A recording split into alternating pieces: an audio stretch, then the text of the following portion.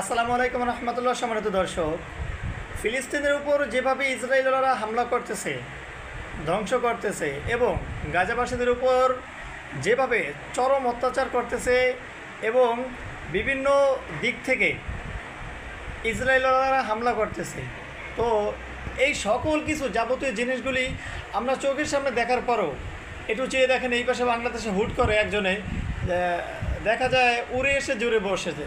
একটা কথা রয়েছে না, একটা প্রবাদ রয়েছে, ঠিক এমনটাই যে আরেকজনের পাশে গুনে হুট করে নিজেকে নিজে ইমাম মাহাদি হিসাবে ঘোষণা করা শুরু করে দিয়েছে।